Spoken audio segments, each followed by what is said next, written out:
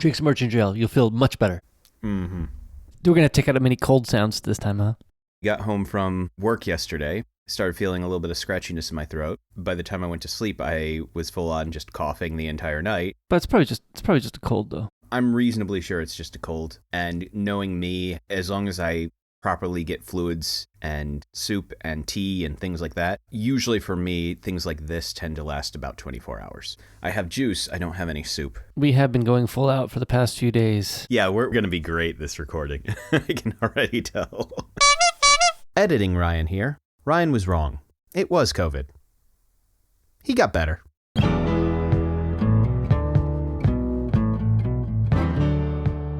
Welcome to My Hill to Die On, episode 69. Everyone has things they are passionate about. Things we want our friends to try and experience. So we've convinced each other to try different things. And we talk about these experiences to see if we can just get one more person to join us on our hill to die on. So, Nate, it has been a year. Right. An entire year where we've definitely kept up to date with all of our releases and been on time and met all of the goals that we set. You mean this one that we were supposed to record at the end of November, this episode? Yes, I mean this episode that we were supposed to record in the end of November. Yeah, well, we got there. We got there in the end. I was also thinking of the fact that, I don't know if you remember, but last year we set a number goal for what we would like to release this year. Oh, yeah. Yeah. What did we say? 22? What was it? 22? You know, I wanted to listen to last time's episode and I didn't get to. I do not remember the exact number, but it was like half -4, if I remember right. Okay, so that'd be 21. I think it was like -3 or -4. So it was somewhere around 21, 22 episodes in the year. We didn't reach that. No, we didn't reach it. We have full-time jobs. Some of us, more than one. And by that, I mean you. I'm more than you. I have the same full-time job you do. I don't know what you mean, Ryan. I'm talking about the fact that you're also, in your boundless amounts of free time, also designing our grading system. Yeah. Well, what can I say? We've been keeping up with things, and we continue to release these. We do enjoy recording, and we're going to keep it on. Right. As long as we keep moving forward, doesn't matter. I mean, I hope it doesn't matter if we're late on them. As long as we keep moving forward is kind of my mentality on this. At the end of the day, we are doing this because we enjoy it.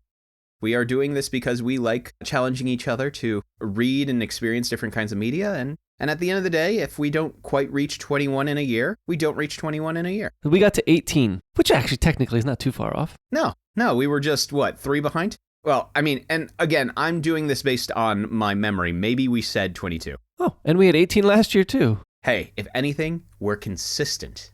I will say that we do tend to be more consistent in the springtime. My reading goal this year follows the same pattern.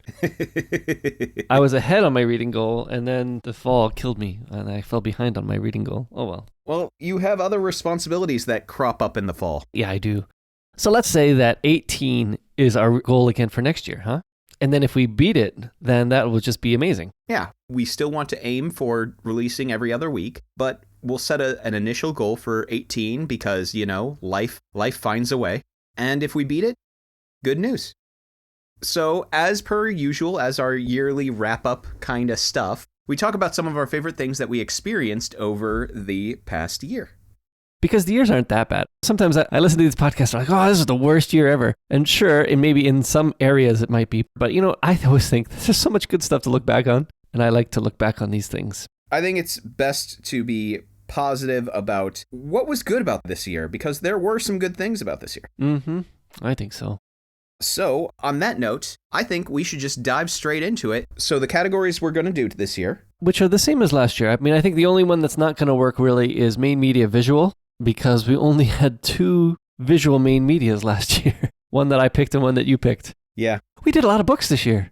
Yeah, we did a lot of books this year. And, I'm happy about that. That's another thing that we did say is at the end of last year, we really did say that we enjoyed doing the books more than we did necessarily always enjoy doing the movies.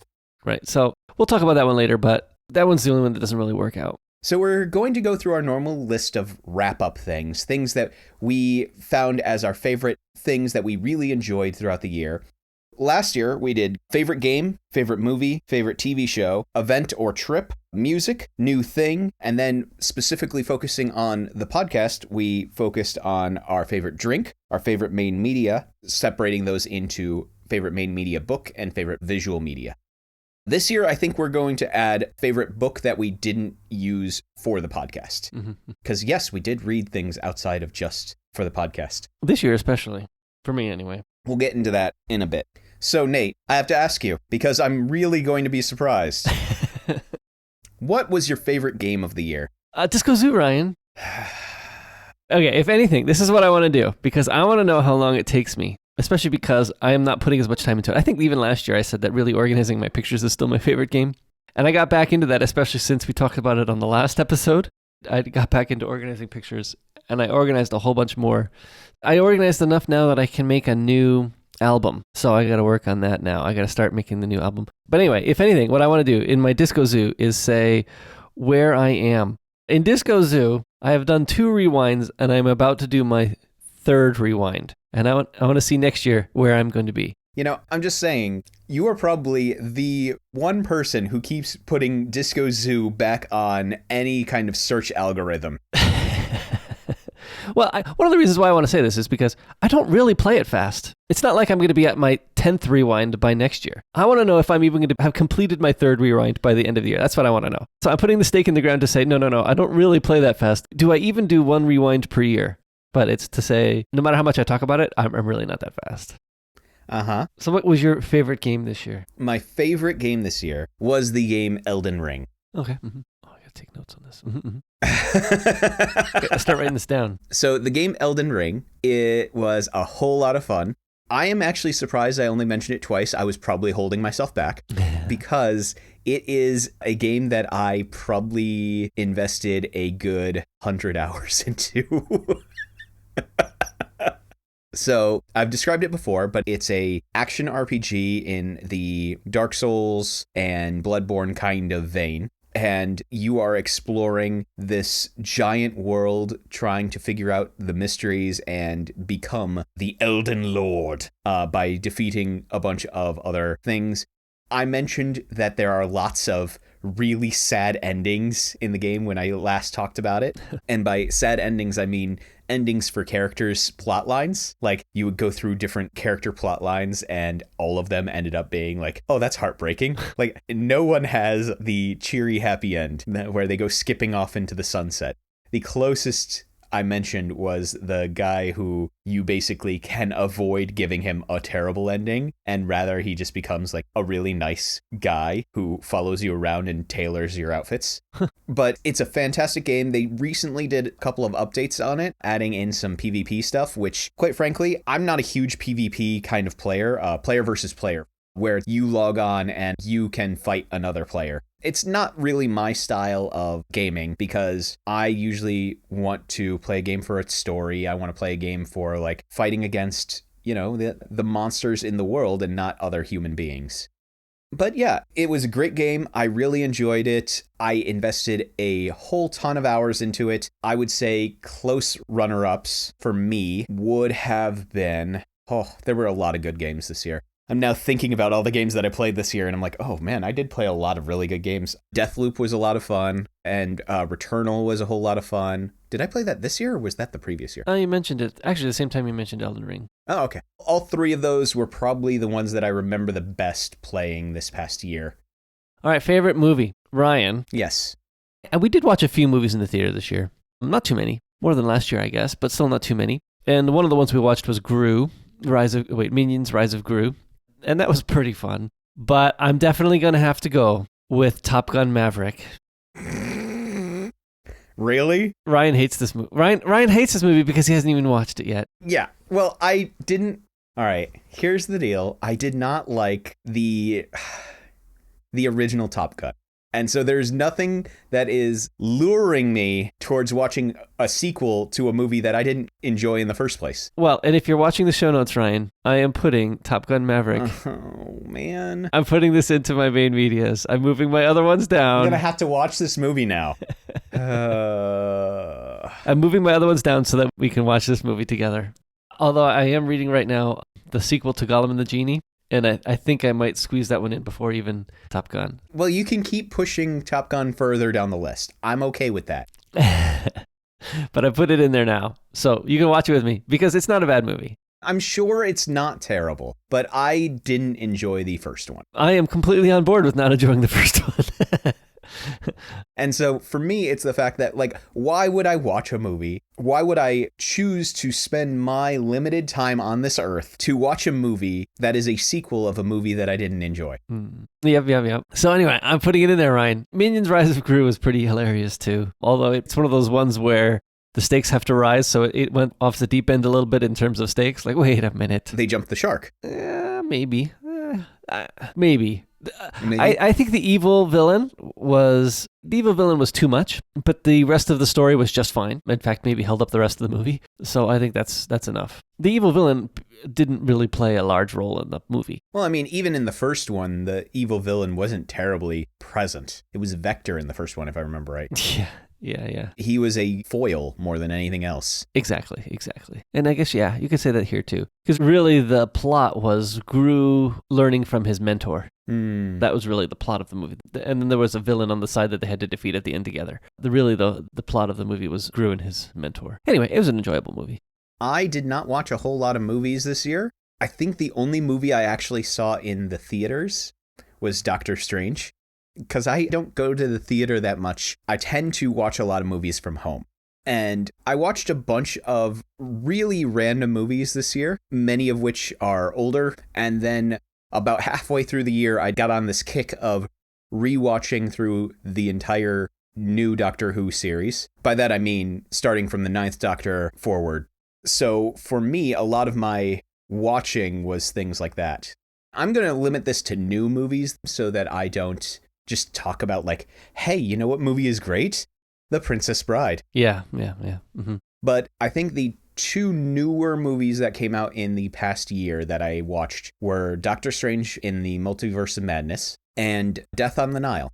Oh, okay. Because, I like a good Agatha Christie adaptation, and I thought this looked like a decent cast, and so I was like, oh yeah, let's give that a shot. I enjoyed it. I mean, I'm sure that everybody will be like, oh, that there's so many better adaptations of that book. But I thought it was a good movie. Mm-hmm. But I think for me, again, limiting this to the movies that came out this year would be Doctor Strange and the Multiverse of Madness. Okay. My favorite Marvel storylines tend to be Doctor Strange, Thor, Guardians of the Galaxy, and Ant-Man. Those are the ones that I'll watch over and over again. Yeah, they're good ones.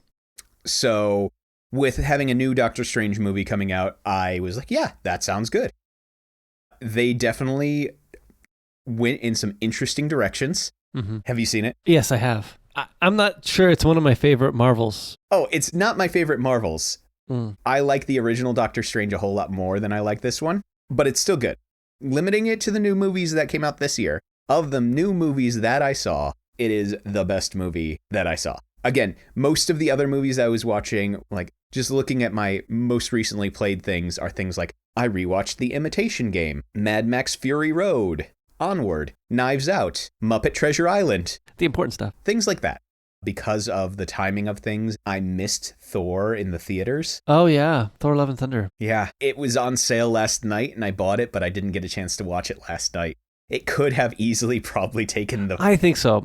Of the Marvel movies, that's right. I did watch that movie. I forgot about that one.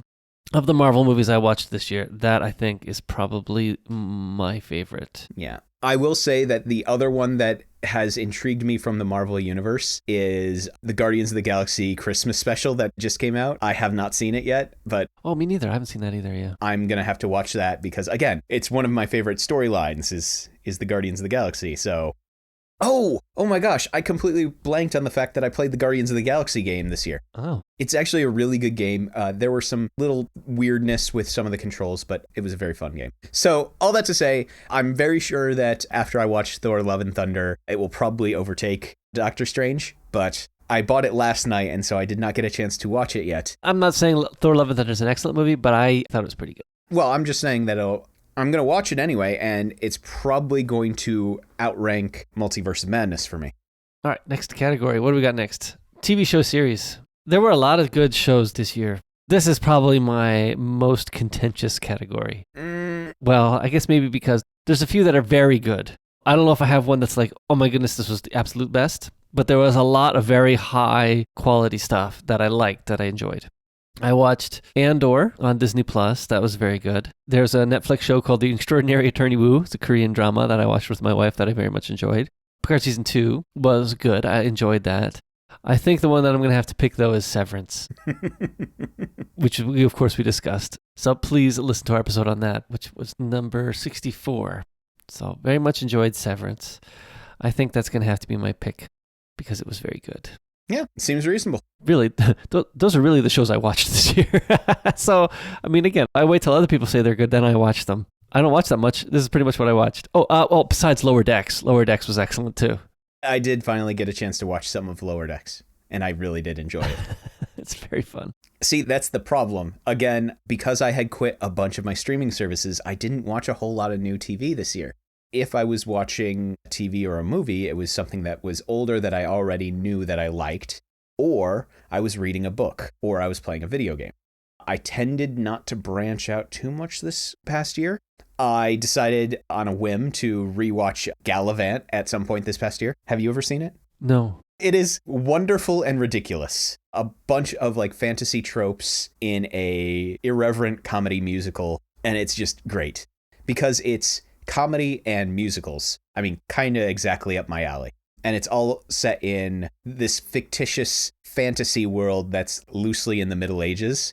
And so you get some wonderful songs. Like there is a chef working for the king and has a song with the woman he's trying to impress. At one point, they talk about they could have a dozen kids and maybe one won't die.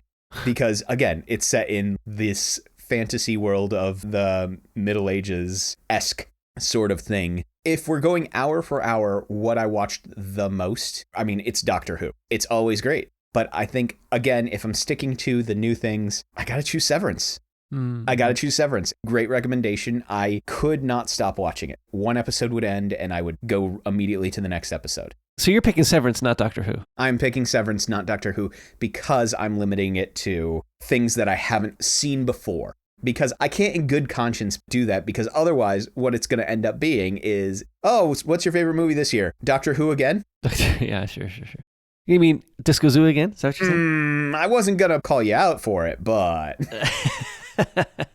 Again, I keep telling you, you need to branch out. You need to try something new. You have a Switch. I played a bunch of Mario Kart this year. Anyway, books read. I read a bunch of books. This is actually hard.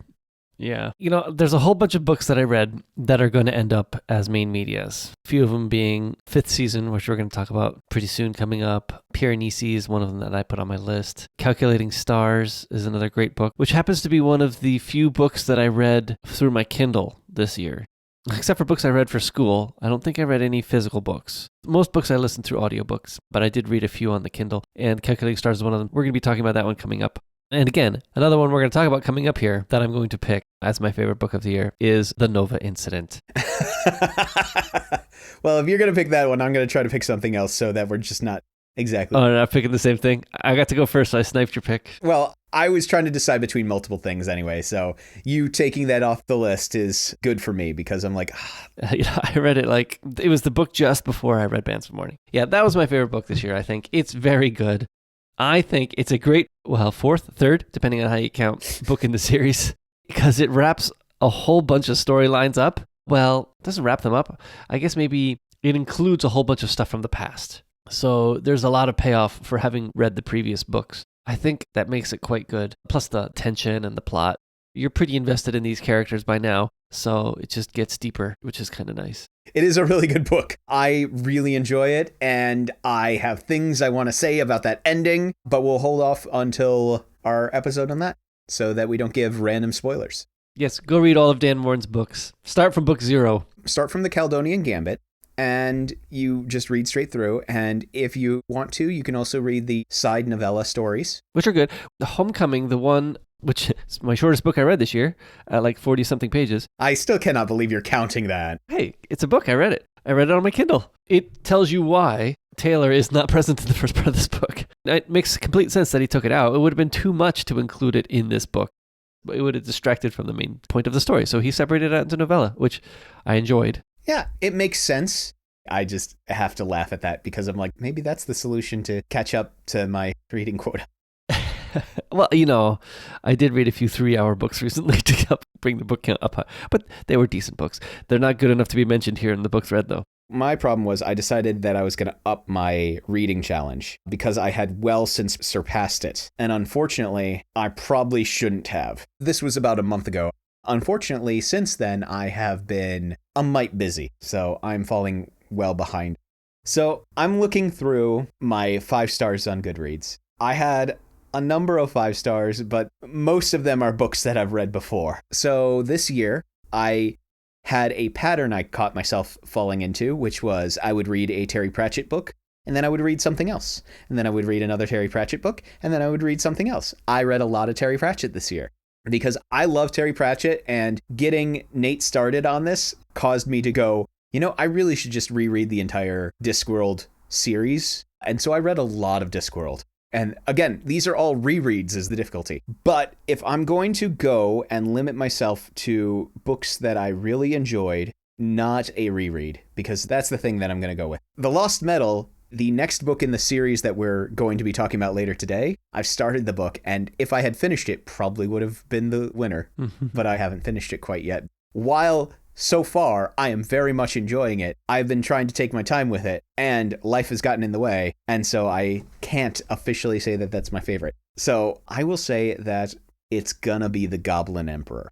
I really did enjoy The Goblin Emperor.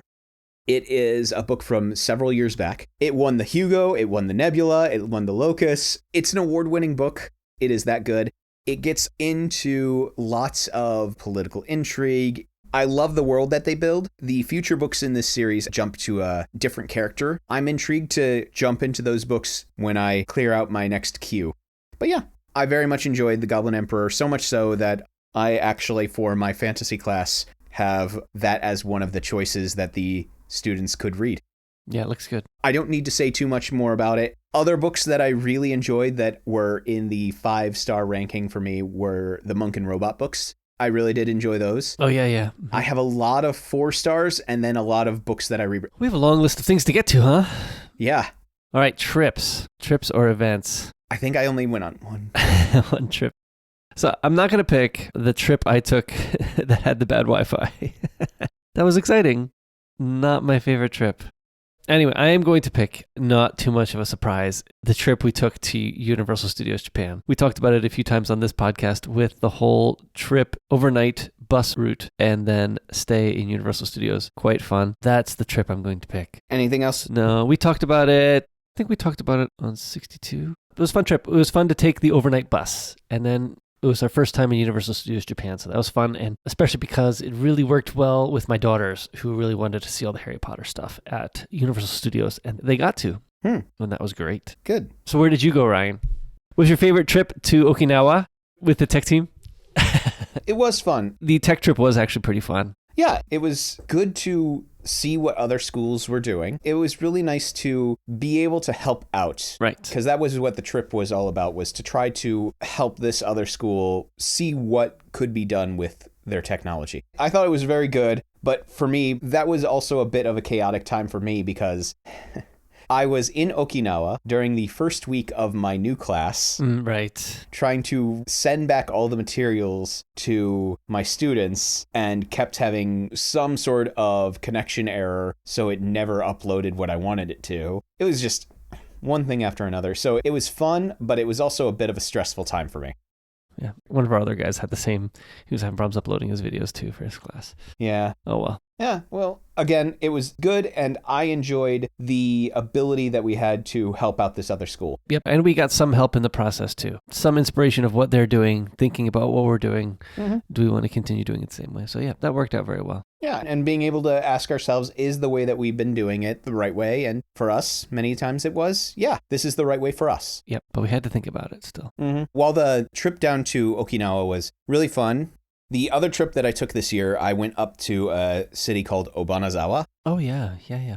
Which was good. We got to stay with some local people up there, and then they took us around. It was very nice, very relaxing. A little bit busy, but it was a very peaceful area. So I really enjoyed the area around and being able to spend some time with some people. Mm-hmm. You know, I didn't really do too much on trips this year. I was still being generally pretty cautious about the state of the world, and also with the cost of everything, I just can't deal with that. Yeah, well, that is the big thing. We definitely didn't take so many trips because of the fact that everything was super expensive, because everybody's getting back into travel. So they all realize, oh, we can charge a lot because everybody's really wanting to travel, so we'll just charge a lot. Oh, man. My problem is they're never going to want to decrease it. People will still pay for it because they'll believe that that's the new price. I think you might be right. Which means that it's just going to push inflation more so than it already has. Mm-hmm, mm-hmm. Well, there's only one solution. Nate, can you buy me a jet? Nope. Well, I tried. You can't say I didn't try. Next is music. Music. This was hard for me. I actually thought I had got more music this year, but I really didn't get that much music this year. You just listened to your old stuff? I did. I listened to most of my old stuff. If anything, I filled out my favorites instrumental playlist with a bunch more movie soundtracks. I like listening to instrumental music when I work, and movie soundtracks kind of brings you back into the feeling of the movie without jarring you out of real life too much. So I like that. So I put a bunch of those things into my favorites instrumental playlist. Like, we talked about Galaxy Quest as an episode. Now, I put Galaxy Quest's theme in my instrumental music playlist. Fun things like that. But I think the thing that I'm going to pick is something that is not new music. It was just new to me this year. Is another Gillian Edwards, which I've picked her before. But this time I'm going to pick her Daydream album. So because I had started listening to Gillian Edwards before, I was starting to go through some of her back catalog. And her Daydream album, I think, came out in 2014, so it's not new, but it's a pretty good album, and I've enjoyed it this year. It showed up on one of my most played albums of the year, and I think mostly because I listened to it a lot early on in the year, but I listened to it again toward the end of the year now because I was like, oh yeah, I remember that album. But that's pretty much the thing that I added to my library this year. I thought there were more albums that came out, but I think a lot of them came out at the end of last year, so that's too bad. Well, I can tell you that hands down, the album that was released in 2022 that I listened to the most is Vexus 2, A Window of the Waking Mind by Coheed and Cambria. Okay.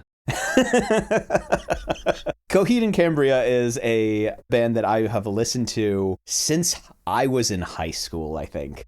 And they continue to come out with some interesting music. One of the things that I love about their albums is all of the albums tend to have an underlying story behind all of it, because one of the artists in the band has basically created this story, this world, and he released it as graphic novels, and most of his albums have to do with this storyline that he's created. So this is set in that same world, but wonderful music. I just really enjoy their stuff. It is, I guess you could probably define it as maybe prog rock, but I don't know. But that was one of the albums that I listened to the most that was released this past year. Yeah, everything else is pretty much the same stuff that I normally listen to, or newer albums of those same bands. But Coheed came out with a new album, and so I thought I'd at least give it a shout out, because I have enjoyed that album. Yeah, it does look interesting. Yeah, I don't know how much you will like it. I will warn you, because I know your taste in music. There's some spicy language in it. I did notice the explicit flag in iTunes, yes. Mm-hmm. As I said, spicy language. Mm-hmm. But yeah, I have just generally really enjoyed it. Outside of that, lots of soundtracks. Well, actually, I was looking at that. If you want me to pick something released this year, the Severance soundtrack is the thing that was released this year that I listened to. Because I put the Severance soundtrack into my instrumental playlist, and that was fun. Because the Severance soundtrack is good. Most of mine were soundtracks plus old music that I've listened to for years. Musical soundtracks, video game soundtracks, movie soundtracks. There's a parody song where a guy decides to sing Bee Gees songs like Halloween monsters. He released it around Halloween, so it was entertaining. And then, of course, the Encanto soundtrack that got added into my cycle this year. Yeah, all in all, lots of very fun music, but Coheed was my most listened to new album that I added into the cycle. New thing. I went back and forth on this one a little bit. I was thinking of picking my iPhone 14 Pro for a while, but that's really only the past 3 months. And while it's an impressive phone, yes, fast, the dynamic island is quite fun. It has a lot of good information on that thing. I actually think that my MacBook Pro, which arrived like 3 days after we recorded the last year wrap-up episode, is probably my favorite thing of the year. It's basically just a year old right about now. It's a fast computer. It has handled everything I've thrown at it, and I love the fact that I got a larger hard drive. While yes, my life can generally fit in 500 gigabytes, there are many times where I go over because of something or another, some movie I'm encoding. Some project you're working on. Yeah, even all the photos I took these past few days for the Christmas stuff at school, downloading all of those photos and processing them all and getting them all off. Yes, I generally stay under 500 gigabytes, but on things like that where I'm doing these kinds of things, I don't. Just having the extra space has been wonderful. The encoding that I do, I have specific settings that make it take long, at least on my previous computers, but I get a nice small file size out of it. But on this computer, it encodes at 1-to-1 speed pretty much, so 30 frames per second, which is great. So I really like that. So anyway, this computer has been pretty great. I know I've talked about this at work already. This computer is the first time that I've done virtual machines for my development environments, and I really like that. It keeps my test servers exactly the same as my primary servers, which means that my code doesn't have to account for a development environment being different than the live environment, which I did have to have code for that for a while, but I don't have to do that anymore, and that's really nice. So yep, I do like this computer. The virtual machines are great. It's not something I think about a lot, but it has been a very big help for me this year in getting things done quicker. You know, in working on Learner Build, there's just been a lot of good things like that. So that's my favorite thing this year. Well, I got bad news for you. Mm-hmm. I didn't really get a new thing this year. That's fine. If you haven't guessed by the fact that I stated that I quit all of my streaming services, I have been in a state of trying to save money this year. And so I have chosen to avoid spending too much money in a lot of places. So because of that, the new shiny hotness has evaded me for one more year at the very least. You know, I'm content. Everything I have still works great, but I'm content to be where I'm at. And because I save in this area, I get to spend all my money on new shiny games. If I'm going to say the favorite new thing, then, you know, the pile of games I have. Mm-hmm. Favorite drink or Kit Kat? My favorite Kit Kat. I am looking. I think we have an out winner. It's the peach. Mm-hmm. I picked peach too. I think the peach is the out-and-out winner. I think the chestnut was pretty great, though. Oh, the chestnut was a surprise for me. Was a surprisingly great one. Yeah. In retrospect, I probably should have given it an 8 rather than a 7. The chestnut? Yeah. You know, I think the problem was that it says it's chestnut. Yes, and we were expecting chestnut. The problem was the whiplash of that. But it was more of a cinnamony. Right, which would have been a decent flavor. I think it was the whiplash of, wait, it's a chestnut, but no, it's a pretty good cinnamon. I think that was the problem. Yeah, so all that to say, peach, great, top Kit Kat for the year. Mm-hmm. If you can't find a peach, get a chestnut and you'll still be good. Yeah, I think so too. The drinks may be where we'll diverge a bit. Yeah. Well, I don't know. I gave a few more higher ratings than you did over the course of the year. Yeah, because you kept sending Calpis at me. But I almost wonder if we're going to agree on the top. I think there's two ways you could go. Yeah, I know what way I'm going. Okay. My top drink of the year was the Raspberry Mitsuya cider. Okay. I'm going to go for the Calpis Cold Peach. The Calpis Cold Peach was good, but I really like the flavor of raspberry. I was thinking that's probably where you'd go because raspberry is one of your favorite flavors. That being said, if the Cold Peach didn't have Calpis in it... Wait a minute. Calpis made it good, Ryan. Agree to disagree. This is all assuming that the drink that you're providing me today and the Kit Kats that we're going to eat aren't replacing these? Yeah. I think probably we're going to be fine. Yeah, I think so too. Given the drink, I think we'll be fine. Yeah. We'll see. What's next? I believe it's our favorite main medias. Yes. Editing Ryan here again. This section might not make sense to our regular listeners, since you might notice some things about books that we've read or haven't read.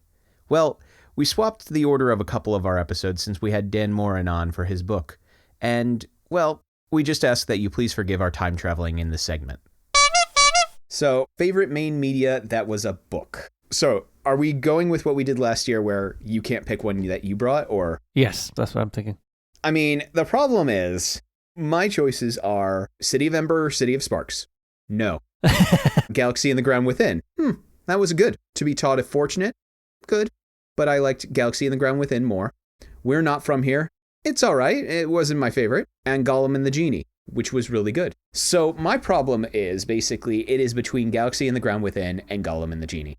Wait, I just want to comment on the books that you brought forward before you give yours. Okay. Because you gave me Guards, Yeah. Great book. Alloy of Law. Great book. Okay, so Pratchett, Sanderson, Uh-huh. right? Okay. The next book is Pratchett, Equal Rights. Uh-huh. Great. The next book is Shadows of Self, Sanderson. Great. Yeah. And then one Wizard's Guide. So, and then this is a Sanderson again. So I got to pick Pratchett or Sanderson. No, you could also pick Kingfisher. Yeah, I could. That wasn't a bad book, but I think the Sanderson or the Pratchett's are better. But still, it's funny, like, okay, I read 7 books, and most of them are from 2 different authors. You read 7 books from 3 authors. Yeah. From 3, but really one book was only one author, and the other 6 are from 2 authors. Well, keep in mind that I had another author in the mix that kept getting pushed further down because of more timely main medias appearing. Yes. I.e. this one, because the next book, the final book in Era 2, has just come out. Yeah, I know. I just think it's funny that I'm picking from few authors. Well, I'll try to mix things up a bit more next year. It's okay. All this to say, this one's hard for me because I really liked Galaxy and the Ground Within. It was a great cozy book, and I also really liked Gollum and the Genie. My gut is telling me that between the 2, I'm going to go with Gollum and the Genie. Yeah, it's a good book. It's a good book. I really like it. I think for me, what was the clincher is I love Galaxy and the Ground Within as the cozy book, despite the fact that, I hate to put it this way, it was exciting and nothing happened. Yeah. It was definitely a good nothing happened. Yeah, I think because of that, I was a little bit more drawn to Gollum and the Genie simply because I wanted a little bit more plot. But, all right, and here is the hedging that I have to say. Both of these books in my Goodreads are 5 stars. See, all right, I can't decide. I like them both. We can put both. The problem is, like, the more I'm reminiscing about how I felt about each one, no, I think Galaxy and the Ground Within. I'm coming down now. Officially, Galaxy and the Ground Within is the winner. Swung around. I've swung around. Gollum and the Genie, very good book. Very good. But Galaxy and the Ground Within is the winner. Yeah, in really thinking about how I felt about them, between the 2, I think Galaxy and the Ground Within made me feel better as I read it, I guess is the best way to put it. Yep, go back and listen to episode 56 is when we talked about Galaxy and the Ground Within. And we talked about Gollum and the Genie on episode 68. So enjoy listening to those again if you'd like. So which of the Pratchett or Sanderson books are you going to pick? I mean, The Wizard's Guide to Defensive Baking was very fun. It was. I think it's not my favorite book of the year, but it was very fun. I think I'm actually going to pick Shadows of Self. Over top of Bands of Mourning, I think I actually liked Shadows of Self more in its plot. I like the plot better. I think there were some very good... I think I liked the Sterix and Wax things in Bands of Mourning better. Mm-hmm. I like how Sterix has been portrayed as part of the team, finally, than in the other books. But I think I liked the plot of Shadows of Self better. I will say that I can agree with that assessment because for me, Shadows of Self has a bit more personal stake. There's still a lot of personal stake in Bands of Mourning. Yes. But I guess it's more of, if I were to put myself in Wax's shoes, I know which one would traumatize me more. Is that the best way to put it? I think so. Yeah, I mean, the reveal at the end of Shadows of Self, it's tough. Yeah. And that's all we'll say because we're not going to spoil. You got to go read it and then go back and listen to our episode back in 63. Good stuff. And we're going to talk about Bands of Mourning later this episode. Yeah, so I'm going to pick Shadows of Self. And I think if I had to pick, and I know I've wavered on this one before too, but I think I would probably pick Guards over Equal Rights. Again, both good, but I think I liked the group aspect of Guards, which threw me originally, right? Because actually one of my complaints originally of Guards, my minor complaints, was that Guards was written as an ensemble book. Where you weren't expecting that. Yeah, well, I wasn't expecting an ensemble. I don't know why I wasn't expecting an ensemble. Where Mort was written as an individual book about Mort's life. Now looking back, and maybe this is the rose-tinted glasses thing, I think I liked the ensemble part of Guards more than the individual aspect of Equal Rights. But both were very fun books. Hard to judge, really. Yep, and once we clear through a couple more books, we'll get back to more Pratchett because I promised that we would continue with those stories. That's going to be good. I've given too much away from my review of Bands of Mourning already. Well, look forward to the ability to pick from Pratchett, Sanderson, and maybe one or two other authors next year. Yeah. What can I say? When I only get like 6 or 7 books to get you to read a year, I have to pick some of my favorites. The problem is there are too many good books. Mm-hmm. There are.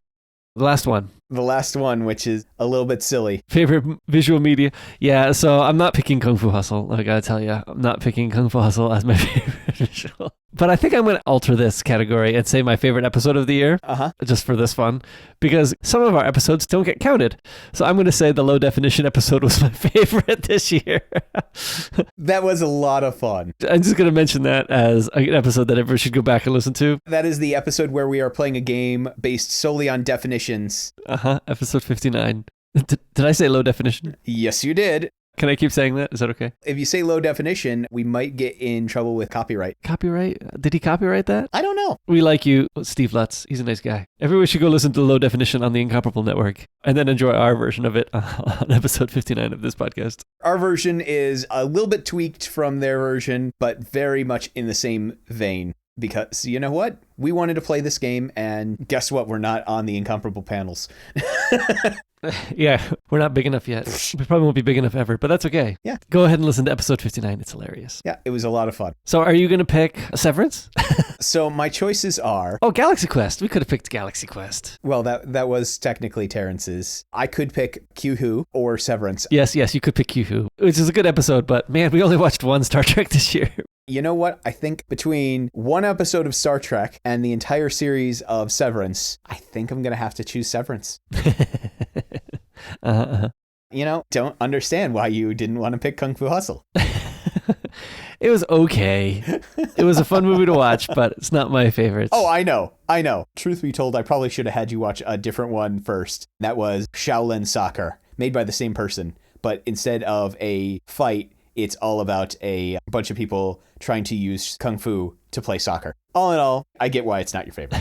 It's not your style. I will be honest, because of the way that you read and the way you consume media, I have been curating what I am bringing. I have a couple of things that I'm like, ooh, I really liked this, but Nate will not. And so if it's between showing you something that I liked, if it's two things that I like equally, and one I know you will also like, and one I know you will also hate, I'm gonna choose the one I think you'll like. It's just because, you know what? I only get so many times to have you read a book in a year. I brought the drink because I found this in the store and I was like, oh, look, everything Ryan hates in one bottle. So I was like, I'm buying this right away. Kalpis Soda Ginger Ale. Too bad it's not extra spicy ginger ale. Now, I'll have you know, I do not mind ginger ale in certain forms. It's the spicy ginger ale that I loathe. I thought that was great. I don't know what the problem was.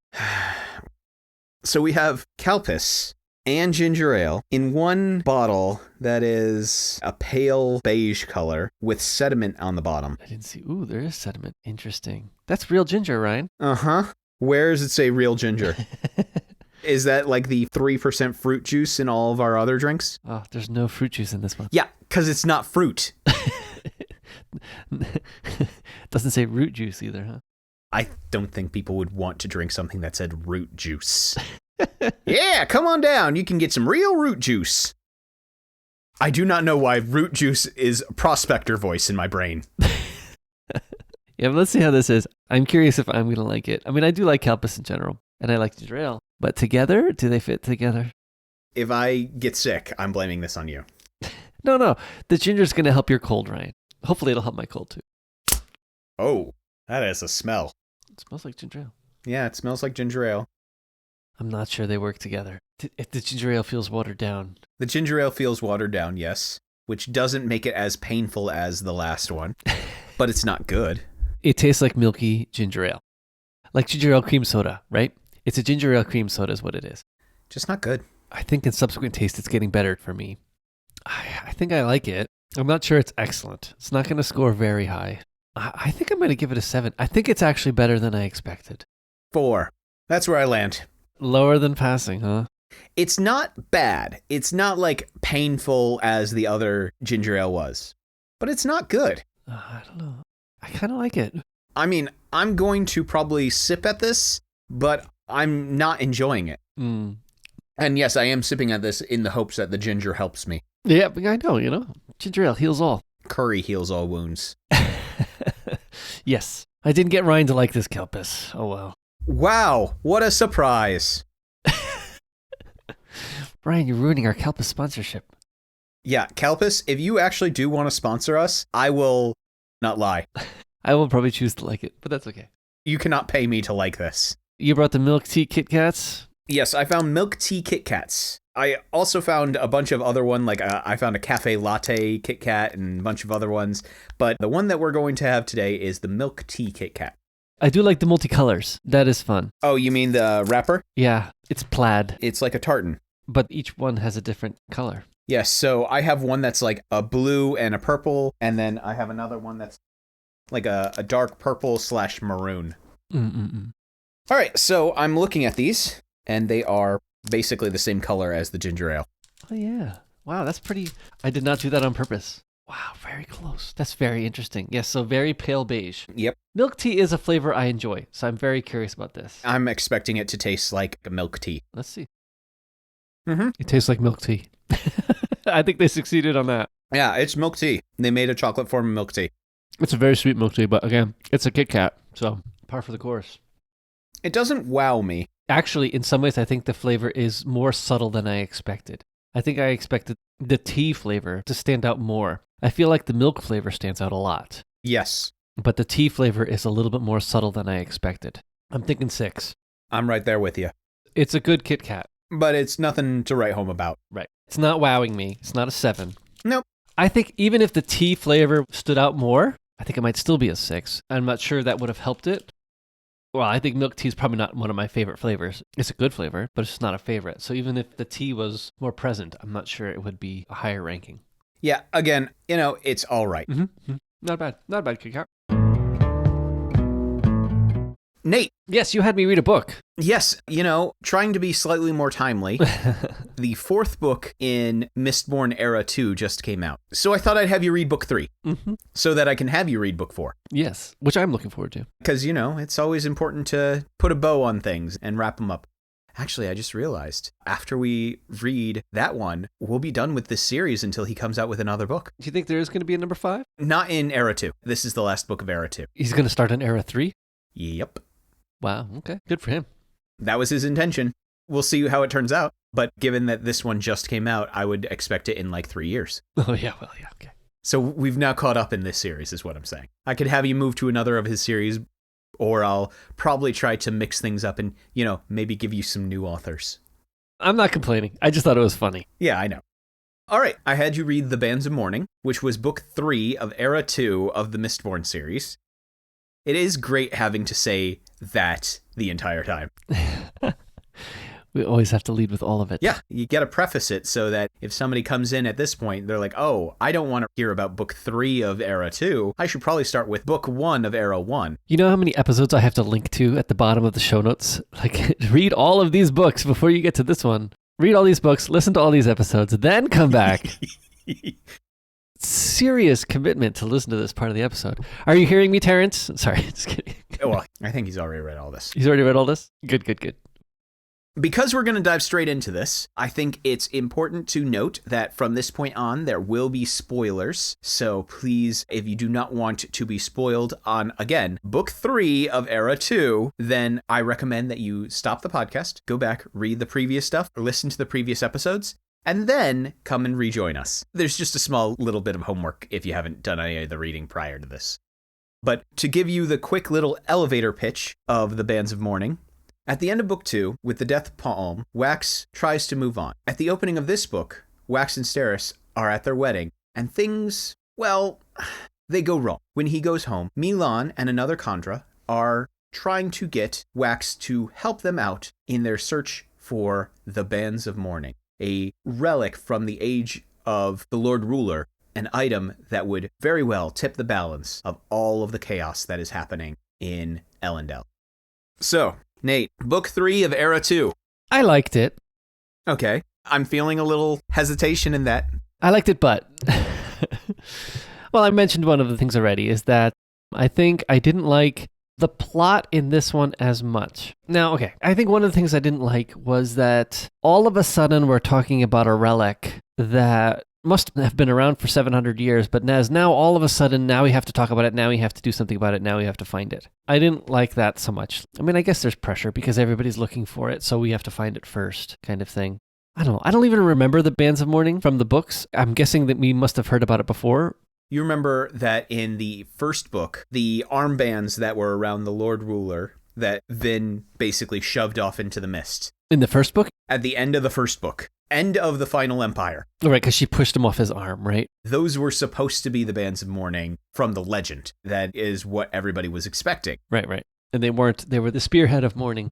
Mm. So, yeah, I mean, that was one of the things. I liked a lot of the things I like about these books in general, right? Okay, the plot moved forward. I liked Steras and Wax. That whole stuff was great, that she was finally part of the team. She found her place in the team. She downplays her importance, but all of that's having everything packed when they're ready to go is a huge aspect, right? Otherwise, it all would have just been scattered about and they would have left things behind. So, yeah, her part is hugely important, even though she's trying to downplay it. I loved when she walks into the inn and is like, I have this itinerary of all the different ways that your building could blow up. That was great. See page 14 on the way out. Blamed for murder. See page 14. No, that was great. Just always being prepared was wonderful. I love that. It's the part of her character that I just think is beautiful. Mwah. Chef's kiss. Uh-huh. Right. And the only thing she wasn't prepared for was a wedding upon arrival, right? Good stuff. I really like the way that relationship has grown throughout the books. Mm-hmm. And I think that was very important with this book. And I think that was played very well. Again, the advancement in understanding of metallurgy, again, was just a pace right on this episode, or on this book. Everything moved yet another step further. Let's get into the talk of, though, the thing that frustrated me the most about this book. All of a sudden, there are more enemies that we have to be aware of, and more nebulous enemies that we have to be aware of. With the Lord Ruler possibly being back in the picture as an enemy, which is disappointing in some ways. Is that really the Lord Ruler? Is that an imposter? And then again, who is the Set? We've got a whole nother nebulous enemy there. That sort of stuff it's set up for book 4. Okay. Now, again, I haven't finished the book yet, so... So you don't even know all of the answers. I don't. I did like the twist that his sister was part of the Set. I anticipated it. I was like, oh, at this point, being a grown adult is probably involved in some way. But her being as high-ranking as she was, that was a surprise. Yeah. Being even higher than the uncle. Yeah, I knew she was involved. I didn't think she was that high-ranking. So there's that, there's the Set, and then there's this third, there's somebody else who knows all of the metals besides Harmony. So am I right that there's actually 3 enemies going on now? At this point, you're thinking of the Set, who he's been basically fighting the entire time. Yeah, since book 1, yeah. There is this other person who has helped set up this other country. Right. Who he taps into the copper mind at the end of the book and looks through their eyes. Yes, and we're assuming it's the Lord Ruler. Well, in the book, people assume is the Lord Ruler, but I, again, haven't gotten very far in the new book, so I don't know the official answer yet, and I'm not going to spoil it for you, even if I did, but I think it's someone else. Right, I think he died. He faded away when she took away the copper mines. All his age would have all of a sudden caught up with him, and he would have just frizzled out right there. Yep. But it's somebody else who has the power to wield as the Lord Ruler did. So that's an interesting thing, and there's not too many people in this world that could fit that bill, probably. I have my guesses, but I'm going to leave that there. So you have the Set, you have this guy, and then you have basically what is essentially another god. Yeah, it's some god that was leading Pa'am. Yes, the one who provided the metal for Pa'am. So, yeah, I'm a little bit frustrated that... Where are these coming from? Yeah, all of a sudden now we've got more nebulous enemies. All right, I will say that the nebulous enemies have to do with his other books. Okay. Because all of his books are within his Cosmere. So they're all in the same wide universe that have certain points of connection, usually in like big characters and deities. But each of the worlds operates differently. Like the way that their magic works, the way that their world works, it works differently. So, for example, the Book of Elantris and the novella The Emperor's Soul are on the same planet, and so their magic works slightly similarly, but they're on different continents, so it developed differently. But that magic is not related to metallurgy. Oh, okay. All this to say, those larger characters tend to be attached to the overarching story arc that is happening behind the scenes of all of these novels. That is basically the games of the gods. So reading more would help. Potentially. Unfortunately, the one that will probably help you the most is also the one that is the densest read. The Stormlight ones? Yeah, those are really good, but they are dense. Okay, well, eventually. We'll get there. I think, again, the things that makes this book fun is all of Wayne's stuff, right? I mean, Wax and Wayne, both working together. The general progression, again, like I'm saying, like the fact that Wayne is now accepting his face as ruin, not taking it to mean that he needs to go through ruining everything, but taking it to mean that, he moves the world along by surgically being ruin in certain circumstances. I think he was definitely more surgical this time than he has been in the past. He was not the vigilante leaving a huge mess behind him, but... Well, come on. Batman can drive a tank through the town. Why can't he? I know, blow out all the glass. And, oh my goodness. But yeah, he was definitely more surgical this time. I think he realized that, which is nice. Yeah. Wayne's humor was great. A lot of the character development between, like the relationships between all these characters, I really enjoyed. Because they keep growing. I mean, I guess that's actually one of the nice things. They keep growing together. The thing is, a lot of times in books, there is the danger where the longer the series is, the more stagnant the character can feel. Right. And I think the thing is, with each of these books, he makes it so that the characters are always progressing. It never feels stagnant. Mm-hmm. And can I just say, the way that Wayne was when he thought Wax had died? Yeah. Mm-hmm. Whew. Mm-hmm, mm-hmm. The fact that he's even willing to pick up a gun, to change his character because he's so distraught. Yes. Oh, it was so good. I thought it was very interesting. Also, the fact that everybody's going through all these series of terrible traps and then, oh yeah, it's right by the door. Yeah, the person who put it there is not going to want to go through all these traps. I mean, the only reason they could go through all these traps is because they had a Kandra. But I mean, even then, she was like, oh yeah, all my bones are broken. Mm-hmm, mm-hmm. It was definitely very fun. In comparison, again, I think I liked Shadows of Self. I think I liked the plot with the Kandra better and how it was a little bit more intrigue. Mm-hmm. This was a little bit more of an adventure story, where the other ones are a little bit more intrigue stories. So if I'm going to relate them, I remember I said that book 1 felt like a Sherlock story. Yep, mystery. Mm-hmm. Book 2 was more of political intrigue, almost spy versus spy. Yep. Mm-hmm. Book 3 feels like an Indiana Jones. Yes, it does. So it was not bad. It was just a different story. And it's a different style. Mm-hmm. Yeah, so I think I liked book 2 slightly better because of that. Here's the thing. I like all 3 of them. I think they're great books. And so far of what I have read for number 4, yeah, agreed. Yeah, good stuff. Mm-hmm. You should get to reading that so that we have the ability to talk about that. Anything else that really is jumping out at you? No, I think that's it. I'm looking forward to book 4. We will get to all these books. We will keep moving ahead. So Ryan, next week I have a book for you. A book? I know, we're getting back to books now. Yeah, we do have a lot of books coming up. No more TV shows or games. Yep, books. I have The Golem and the Genie, which is by Helene Wecker, who actually has appeared on The Incomparable a few times, which is kind of fun. But she wrote a book called The Golem and the Genie. Was it her first book? It was one of her early books anyway, I think. It definitely got her out there. Yeah, so I would like to have you read it and see what you think as well, because I enjoyed it. Well, I'm looking forward to reading this one. Actually, spoiler alert, when you suggested it a couple of months ago, I picked it up and I've already now finished it. And so now I am looking forward to getting a chance to talk about it. Mm-hmm. I'm looking forward to finally getting a chance to tell you all of my feelings about it. Sounds good, because I'm going to have to reread it to remember my feelings. We hope you found something nice about this hill that we were willing to die on, and we appreciate all of our listeners coming along on this journey with us. And if you ever thought to yourself, hey, I really like these guys and what they do, and I wish there was just some way I could support them, know that you can. Visit myhilltodieon.com/members for more details. But what does it mean to be a member?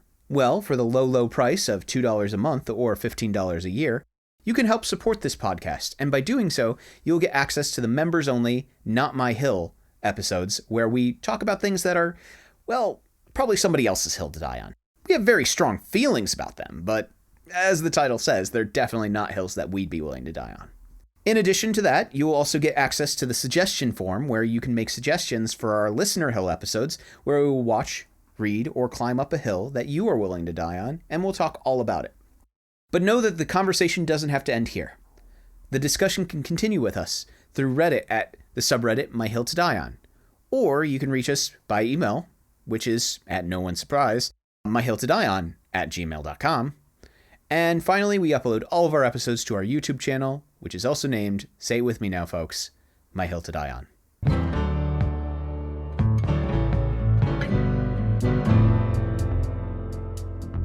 So we've convinced each other to try different things. And we talk about these experiences to see if we can just get... You're trying to do it on purpose, aren't you? No, I wasn't. And we talk about these experiences to see if we can get just what...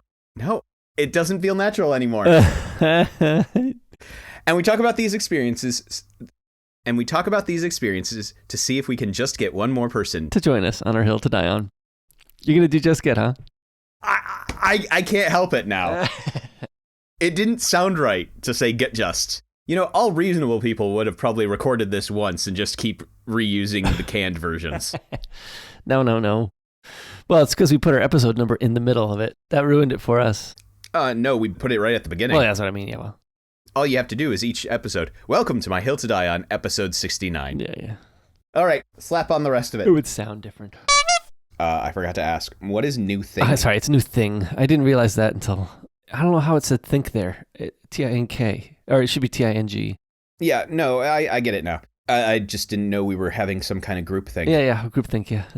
What's your favorite kind of new group thing? Getting things done. The title needs to be Too Many Nebulous Enemies. Too many nebulous enemies. I have too many nebulous enemies. The next book that I will bring forward to you is going to be The Lost Metal. So by the time we read a book from me again, I might stick in The Hidden Palace, the Gollum and Genie book 2, my next one. Again, I'm okay with you pushing Top Gun down. Top Gun down the list. You can push it all the way to 90. No. We got it sooner than later. But I would prefer to talk about the 5th season. The 5th season is a good book too, yeah. We'll get there. Yeah, I want to talk about the 5th season, not Top Gun.